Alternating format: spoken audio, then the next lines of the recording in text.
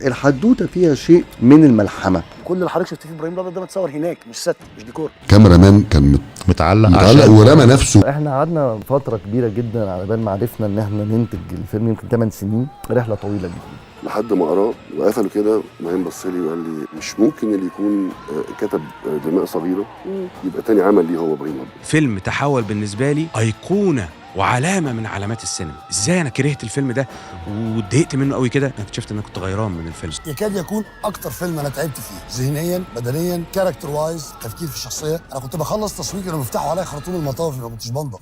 بس كان يمكن دور عبد الملك زرزور في فيلم ابراهيم الابيض من اصعب الادوار اللي قابلتني في حياتي. قال لي لا حبيبي، لا حبيبي، عايزين يشوفوا شغلهم بس. ايوه هو في الشخصيه عبد الملك زرزور بالظبط كده.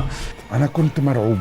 بدون محمود عبد العزيز في الدور ده اللي يبدو ان هو مساحته الدراميه قليله، الفيلم مبقاش فيه فيلم. مشكلة ابراهيم انه عايز يموت. ابراهيم بيرمي نفسه في حضن الموت وما بيموتش.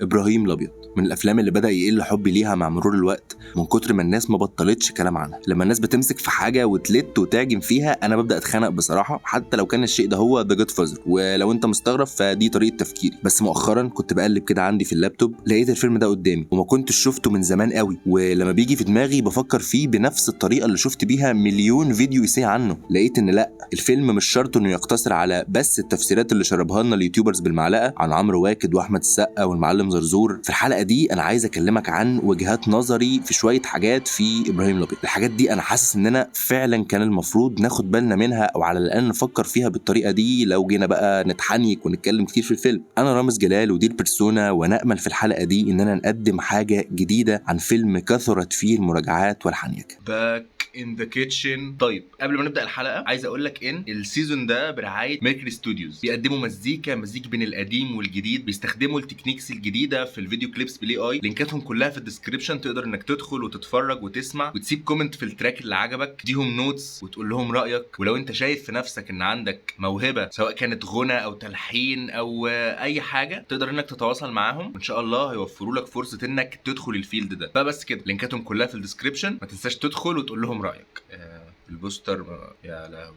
لو انت عايش تحت صخره ما تعرفش احنا بنتكلم عن ايه، فده فيلم ابراهيم الابيض من اخراج مروان حامد وتاليف عباس ابو الحسن وانتاج سنه 2009. يعد واحد من اكتر الافلام المصريه المثيره للجدل بصريا ودراميا، بحيث قدم مزيج من العنف والدراما النفسيه وقصه صراع في مجتمع متعارف عليه سطحيا بالنسبه لنا. احنا نعرف فعلا الاماكن اللي فيها مخدرات وسلاح في كل حته وخناقات وقتل وكل الكلام اللي اليوتيوب هيمسح لي الفيديو بسببه ده، بس اللي قدمه ابراهيم الابيض انه عيشنا تفاصيل عمرنا ما كنا هنعرفها من غيره، بجرأه غير مسبوقه في الروايه البصريه. كم عنف ودم ما شفناهوش قبل كده تماما. في ناس فعلا بتتأذى بسبب ابراهيم الابيض من كتر المشاهد العنيفه اللي فيه. مؤخرا بقى الاعمال اللي بتتكلم في نفس الزون بتاعه المناطق الشعبيه الصعبه قوي دي، لازم هنحط لك اقذر الالفاظ والشتايم بين كل جمله وجمله، وده فعلا واقع انا يعني مش هترفع عنه، لكن مش كل حاجه نقدر نقدمها بالصيغه الرو بتاعتها تحت عباءه ان ده الفن ومرايه الواقع وكل الهرتك ده. هي معادله صعبه، انا فاهم. انا عايز ابين لك المجتمع ده عامل ازاي من غير ما اعمل اللي يضر الفيلم او يخلي سمعته وحشه او يحد قوي من الجمهور اللي المفروض يتقدم له الفيلم بشكل اكبر من انه مش مقدم للاطفال. وده اللي نجح فيه صناع ابراهيم الابيض بشكل رائع جدا. مهما كان العنف ساعات بيبقى صعب بصريا على اللي بيتفرج، بس 100% هيبقى اخف جدا من اني كل لحظتين اقول لفظ مش كويس. انا ممكن اتفرج على الفيلم ده مع اختي، مع امي، مع اهلي، مع صاحبتي، مش هبقى قاعد مبسوط يعني وكل شويه في لفظ زباله زي اللي بنشوفه دلوقتي وفي مسلسلات رمضان. يعني الموضوع بقى صعب. عشقنا افلام المافيا والعصابات وارتبطنا بالفورمات الغربي للعصابه، اللبس اللي بطريقه معينه والسيجار وطريقه الكلام، وبقت دي الصوره النمطيه عن المافيا والعصابات بالنسبه لنا. لكن ما فكرناش ان ممكن يكون ليها شكل تاني تماما. بدل ما هي في فيينا وسط الموسيقى الراقيه بينزل 4 اشخاص بمسدسات من عربيه كاديلاك قديمه وبيخلصوا على واحد دول شخصين على موتوسيكل مفيش في جسمهم حته سليمه ولابسين حته مطبخ، دي مش هدوم تماما يعني، بيتعمل لهم 1000 حساب بشكل لا يقل عن العصابه الايطاليه، وبمطوتين بس بيقفلوا الشارع كله وبيوقفوه على رجل، مش لازم مسدسات بقى وسبريسور عشان ما يعملوش دوشه. الفيلن ما بيظهرش وبيدي الاوامر من بعيد كده، ما ينفعش انك تشوفه في شوت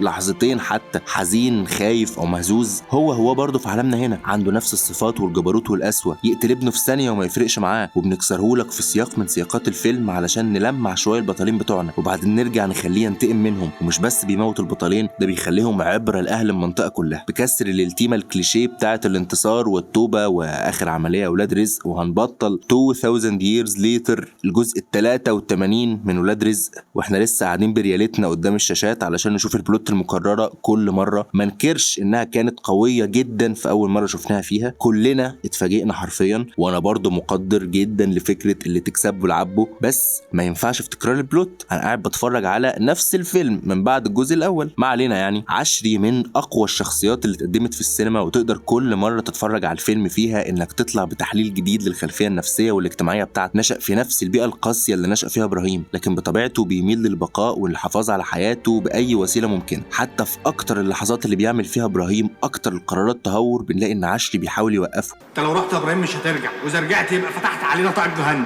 ولو ما رجعتش يبقى انت السبب. يا ابراهيم اعلى، ابراهيم شغل دماغك. عشري ما بيمتلكش قوه جسديه ولا دماغ انتقاميه زي اللي عند ابراهيم، علشان كده سلاحه الاساسي دايما بيبقى التلاعب والبحث عن امانه الشخصي وامان صاحبه. عشري ما خانش ابراهيم بصوره مباشره، اكشلي نقدر نقول ان عشري ما خانش ابراهيم اصلا. هو غلط في لحظه ضعف وقرب من حوريه، بس لو جينا نبص هنلاقي ان اول خطوه انتقاميه لعشري، ويمكن الخطوه الوحيده في الفيلم كله اللي ياخدها من غير ما يشرك مع ابراهيم فيها، هي هجومه على حوريه. واصلا ما كانش في وعيه، ويا عم فلنفترض ان دماغه تقيله مش بيأثر فيه بقى لا مخدرات ولا بتاع، وهجم عليها بكامل ارادته وبكامل قواه العقليه، فهو زي ما بقول لك يعتبر انتقام من حوريه اللي فشخت ابراهيم صاحبه. حوريه هي السبب في كل حاجه حصلت في الفيلم ده، بس برضه هنقول انه غلطان ووحش، لكن دي مشكله يحلها بينه وبين ابراهيم. عشري من كتر ما بيحب ابراهيم هو عارف انه لو حكاله مش هيعمل حاجه، بس الموت بالنسبه لعشري اهون من ان ابراهيم يعرف حاجه زي دي عنه. وبقول الموت بالنسبه لعشري اهون، مش كلامه خلاص. عشري حاول ينتحر، انت متخيل؟ عور نفسه وعاقب نفسه كتير، ما جالوش عين انه يبص في عين ابراهيم حتى. بعد كل ده احنا صدقنا كده وختمنا ايد ورجل ان عشري هو الخاين، بس الحقيقه انه كان في صراع صعب جدا بتحصره فيه قوه اكبر منه كتير، من ناحيه انه عارف ان مفيش امل انه يفضل يصارع النظام بتاع زرزور، وانه كده كده ميت، وبين انه ينقذ ما تبقى من نفسه ومن صاحبه ويبقى متامن وما يحسش لحظه بالفقر. طبعا الفقر اللي بيقود كل القطيع ده فعلا دول مجموعه حيوانات بقناع بني ادمين، حيوانات بغريزه البحث الدائم عن الاكل والشهوات، وبرضه بنفس غريزه الحب والاخوه والصداقه اللي عند الحيوان.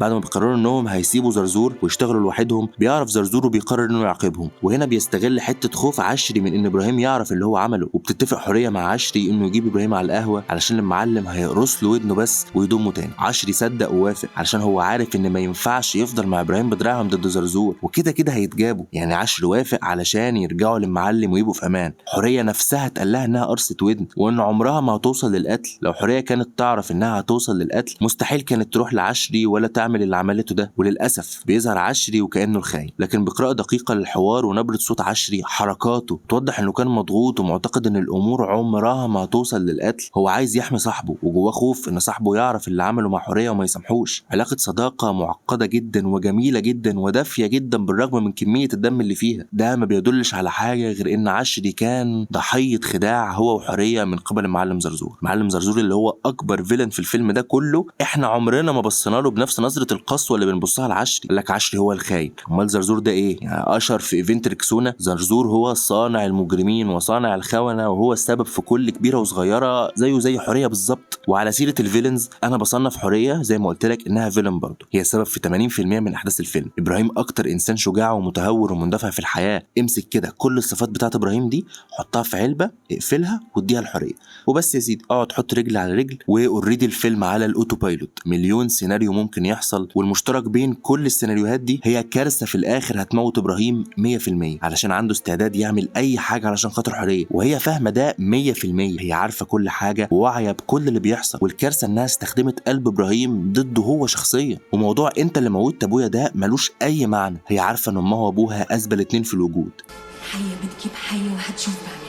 لسه عندك شك ولو 1% ان حوريه وحشه وفيلن زي ما بقولك؟ لسه عايز تناقشني؟ ابوها وامها هم اللي قتلوا ابو ابراهيم اصلا. اللي شفناه من حوريه وشخصيه حوريه والبوتنشال اللي عندها انها تكون انسان كويس يخليها تمحي كل القرف اللي فات ده وتبدا من جديد مع ابراهيم. عمرها ما هتلاقي حد يحبها قده في الدنيا، بس هي اختارت انها تبقى السبب في كل حاجه غلط تحصل. انا فعلا بكره شخصيه حوريه، هي في حاله بحث مستمر عن امانها الشخصي. بتحب ابراهيم ومع زرزور علشان تغيظ ابراهيم لكن بتحليل كل حاجه عملتها اسمح لي ادمر لك اسطوره الحب القاتل في العشوائيات والاوهام دي كلها واقول لك ان حوريه لا تقل شيء عن عبد الملك زرزور. المزيكا ما علتش ولا كانت اجريسيف قوي، في ستابل شوت هادي مفيش فيه حاجه اكتر ما علت هنا.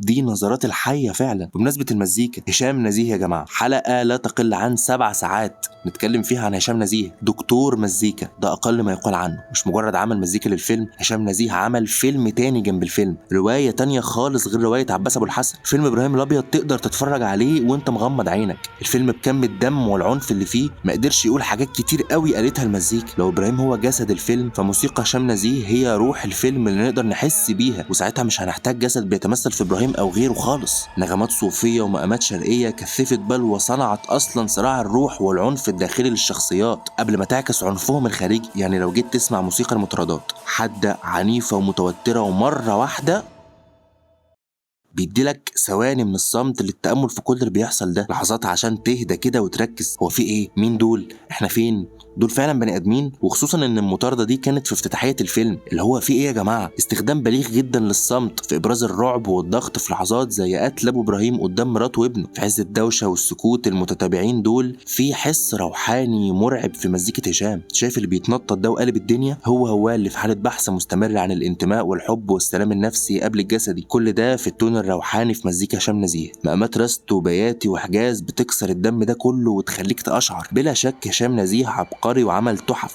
تيتو والفيل الازرق بقى وحاجات ايكونيك. في فيلم الفيل الازرق مثلا عمل حاجه فيها نفس التون الروحاني في المزيكا الغجريه دي. الفيل الازرق بيصنف اللي هو فيلم رعب، هشام عمل فيه مزيكا مش مرعبه تماما بس كانت كفيله انها تخليك تقوم وتجري وتسيب الكنبه اللي انت قاعد تتفرج عليها دي انت مش مرتاح. ما حبيتش ان انا اطول تماما في الكلام عن ابراهيم الابيض، بس دي اخر حاجات حسيت بيها وانا بعمل الريوتش بعد فتره طويله قوي ما اتفرجتش فيها على الفيلم. زي ما بقول لك بقيت بتخنق من تكرار الكلام على الافلام كتير، فحبيت ان انا ما بقاش مبتذل ولا اقول كلام كتير ناس قالته. انا حبيت اطلع لك حرفيا اللي حسيت بيه، مش في دماغي، حسيت بيه في قلبي وانا بتفرج على الفيلم ده. فدي كانت حلقه سريعه. لو عندك افلام اتهرست والناس اتكلمت عنها كتير ونفسك تسمع عنها حاجه جديده اقترحها لي في الكومنتات وهشوفها اتفرج عليها، ومين عارف ممكن احس بحاجه ما حدش قالها قبل كده او حاجه انا بس اللي حسيت بيها، وساعتها هنطلع نتكلم فيها في حلقات بنفس الفورمات ده. وبس كده، ما تنساش تعمل لايك وسبسكرايب عشان الحاجات دي بتساعدنا ان انا اكمل في المحتوى اللي زي ده. اعمل فولو على الانستجرام، لينك في الديسكريبشن. وبس كده.